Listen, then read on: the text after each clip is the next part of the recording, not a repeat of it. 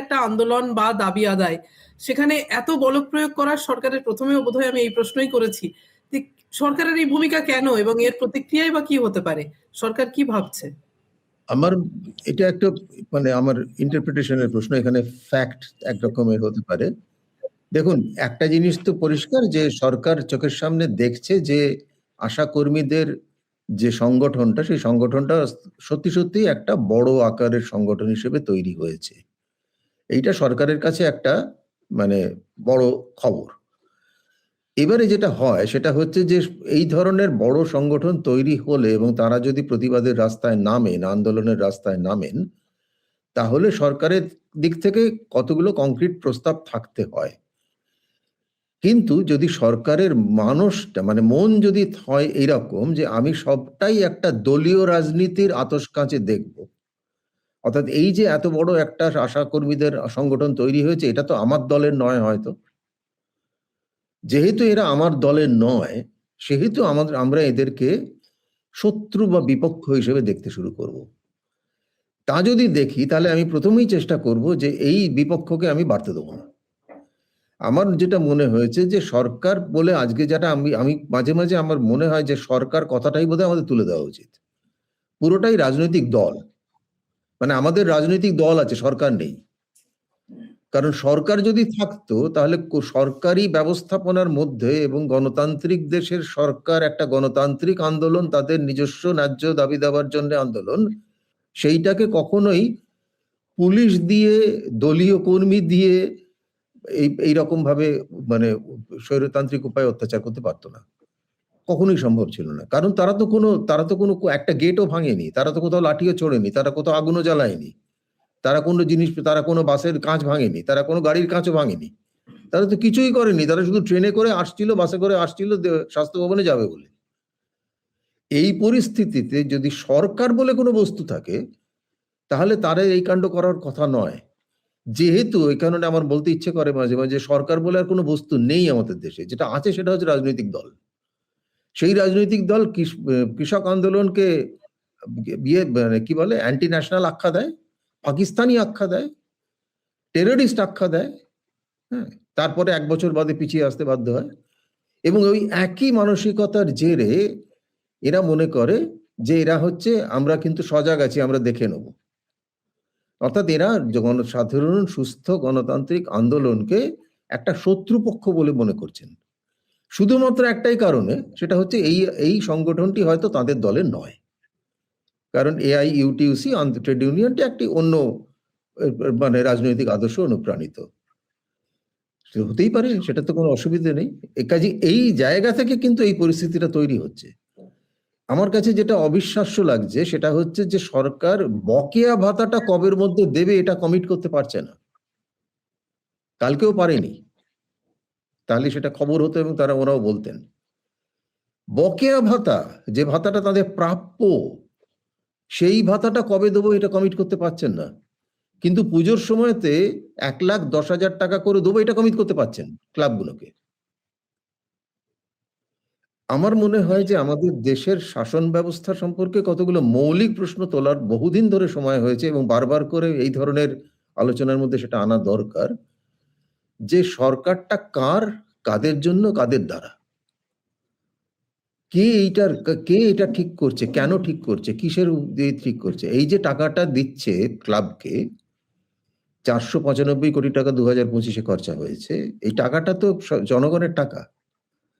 জনগণের টাকায় যদি জিজ্ঞেস করা হয় জনগণকে, খুব সিম্পল প্রশ্ন, আপনার কাছে প্রায়োরিটি কি, জনগণের স্বাস্থ্য না পুজোর ক্লাবের অনুদান? আপনি ধরে নিতে পারেন সেই সার্ভের কি রায় হবে। জনগণ তো বলবে যে না, আমার কাছে স্বাস্থ্যটাই প্রায়োরিটি। তার মানে জনগণের প্রায়োরিটিতে তো সরকার চলছে না। সরকার চলছে কার প্রায়োরিটিতে সেটা সরকারই জানে। আমার ধারণা রাজনৈতিক দলের প্রায়োরিটিতে চলছে। এবং সেই কারণেই এই ধরনের গণতান্ত্রিক আন্দোলনকে পিষে মেরে ফেলার একটা প্রচেষ্টা এদের কাছে মনে হয়েছে এটাই যেন স্বাভাবিক। মানে রাজনৈতিক দল যখনই কোনো একটা বিষয়কে শত্রুপক্ষ বলে মানতে শুরু করে, এমনিতেই আমাদের রাজনীতিতে পক্ষ বিপক্ষ নেই, আর শত্রুপক্ষ মিত্রপক্ষ আছে। শত্রুপক্ষ মিত্রপক্ষ হয়ে গেলে যেটা হয় সেটা হচ্ছে শত্রুকে বিনাশ করতে হবে। বিপক্ষ থাকলে বিপক্ষের সঙ্গে এনগেজ করতে হয়, গণতন্ত্রে সেটাই নিয়ম। শত্রু হয়ে গেলে তাকে বিনাশ করতে হয়। আমাদের দেশের মানে সরকারি ভাবনার মধ্যে, আমি আবারও বলছি যে সরকার বলতে আমার প্রায় মনে হচ্ছে রাজনৈতিক দলের ভাবনার মধ্যে পক্ষ বিপক্ষ বলে কিছু নেই, মিত্র আর শত্রু আছে। এবং এরা আশা কর্মীদের এই আন্দোলনটাকে শত্রুদের আন্দোলন বলে মনে করছেন। সেই কারণে তারা ভাবছেন যে এদেরকে পিষে মেরে ফেলতে হবে, এটা যাতে স্বাস্থ্য ভবনে নাই পৌঁছতে পারে। যদি এরা স্বাস্থ্য ভবনে ৪৫,০০০ কর্মী কি ৫০,০০০ কর্মী পৌঁছতো, কি এসে যেত? কি সরকারের কোন ক্ষতিটা হতো? বা কলকাতার রাস্তার কোন ক্ষতি হতো? বড়জোর একটু ট্রাফিক জ্যাম হতো, তার থেকে অনেক বেশি ট্রাফিক জ্যাম চিরকালই হয়ে থাকে, প্রতিদিনই হয়ে থাকে। তার থেকে বেশি তো কিছু হতো না।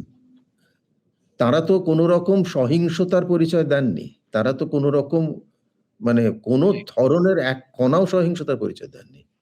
কাজেই সম্পূর্ণ অহিংস একটা নিজেদের ন্যায্য দাবি দেওয়ার নিয়ে একটা আন্দোলন, তার জন্য একটা অভিযান স্বাস্থ্য ভবন। এমনও তো নয় যে তারা বলেছেন স্বাস্থ্য ভবন গেট গুড়িয়ে দেবো, স্বাস্থ্য ভবনের গেটও তারা গুড়িয়ে দেননি। কাজেই সেই রকম ধরনের একটা আন্দোলনকে যদি ওইভাবে পিষে মেলে ফেলার একটা প্রচেষ্টা তৈরি হয়, তাহলে সেই সরকার যে স্বৈরতান্ত্রিক সে বিষয়ে কোনো সন্দেহ নেই। সেই সরকার আদৌ সরকারি নিয়মতন্ত্রের মধ্যে আছে কিনা সেটাই বড় প্রশ্ন। আমার ধারণা নেই। এটা এখন সম্পূর্ণভাবে রাজনৈতিক দলের স্বার্থ পরিচালিত একটা ব্যবস্থা। সরকার বলা মুশকিল আছে, কারণ সরকারের একটা বড় মানে, অন্য মানে আছে। সেই মানেটাই আমাদের দেশের আলোচনা থেকে হারিয়ে গেছে, এবং হারিয়ে গেছে কিন্তু আমরা তুলি না, আমরা তাকে সরকার বলেই যাচ্ছি। এইটা আমার কাছে সব থেকে বিস্ময়কর মনে হচ্ছে আর কি। সোফিয়া, সুদীপ্ত দা, আমরা আলোচনা শেষ করবো, সবশেষে আপনার বক্তব্য। বক্তব্য দিতে বললেন, ইসমাত অনেক ডিটেলসে বলেছেন তাদের অভিজ্ঞতার কথা। বক্তব্য একটাই, সেটা হচ্ছে যে যা হয়েছে সেটা যদি ধারাবাহিকভাবে চলে তাহলে ইতিহাস এইসব ক্ষেত্রে যা শিক্ষা আমাদের দেয় তাহলে তাই হবে। তাই হবে। ইতিহাস আমাদের এই শিক্ষাই দেয় যে এরকম অনাচার দীর্ঘদিন চলতে পারে না। আমি সরকার বদলের কথা বলছি না, অসুবিধা সরকার যে রাজনৈতিক ব্যবস্থা, শাসন ব্যবস্থা বদলের কথা বলছি না। আমি যদি পাঞ্জাবের কৃষক আন্দোলনের সঙ্গে তুলনা করি, সম্প্রতিকালের কৃষক আন্দোলন, সেখানে কিন্তু ঠিক এক জিনিস হয়েছে। সরকার, মনে আছে নিশ্চয়ই, আমাদের কেন্দ্রীয় মন্ত্রীরা বলতেন এটা নরেন্দ্র মোদীর নিজস্ব ভাবনা, সুতরাং এটার থেকে সরা যাবে না। ওই যে 3টি কৃষি আইন হয়েছিল, অনেক আলোচনা করেছে, আজকে ডিটেলস বলছি না। শেষ পর্যন্ত একটা দিনে ওই গুরু নানকের জন্মদিনে নরেন্দ্র মোদীকে ঘোষণা করতে হলো এই 3টি আইন আমরা প্রত্যাহার করছি। মানুষের আন্দোলন, যে আন্দোলনের পিছনে রাজনৈতিক স্বার্থ শুধু নেই, সাধারণ মানুষের দাবি দেওয়া আছে, সেটার প্রতি সরকার, মানে অশোকদার ভাষায় যদি শাসন ব্যবস্থা সহানুভূতিশীল হয়, আশা করি আমি এই আশা কর্মীদের সমস্যার সমাধান হবে। একটা কথাও কি অন্যায় বলেছেন ইসমাত আরা খাতুন? এখানে যে কথা, একটা দাবির কথা কি অন্যায় দাবির কথা বলেছেন? আমরা কি বুকে হাত দিয়ে বলতে পারবো, আমরা যারা সাংবাদিকতা করি, মন্ত্রিত্ব করি, পুলিশে চাকরি করি, আমলা, তো বুকে হাত দিয়ে বলতে পারবো কি এরা অন্যায় কথা বলছেন, অন্যায় দাবি করছেন? ৫,২৫০ টাকাতেই এদের সারা মাস কাজ করা উচিত, এদের 10,০০০ টাকা দিলে খুব অন্যায় হয়ে যাবে? বলতে পারবো না। অনেক কিছু ঘেরাটাপের মধ্যে আছি বলে আমাদের মন্ত্রীকে দিয়ে বলাতে হচ্ছে আমরা কিন্তু সজাগ আছি, দুর্বল নই। সত্যিকারের শক্তি অস্ত্র থেকে আসে না, ইতিহাস আমাদের সে কথা বলে না। আমাদের দেশের ইতিহাস বারবার বলে, গান্ধীর কথা বারবার এরা বলেন, রবীন্দ্রনাথের কথা বলেন, ভোট চান। আত্মিক শক্তি, ভিতরের মানুষের ভিতরের শক্তি, এটা ন্যায়ের থেকে আসে, এটা অস্ত্র থেকে আসে না। আশা কর্মীরা যে দাবি করছেন সেটা অন্যায় নয়। আমি একথা বলি অনুষ্ঠান শেষ করব যে আমি আশা করব যে সরকার, পশ্চিমবঙ্গ সরকার, মমতা ব্যানার্জির নেতৃত্বাধীন পশ্চিমবঙ্গ সরকার সহানুভূতির সঙ্গে দেখে এই সমস্যার সমাধান করবেন, তাদের ভাতা বাড়াবেন, তাদের যাবতীয় ন্যায্য দাবি দাওয়া পূরণ করবেন।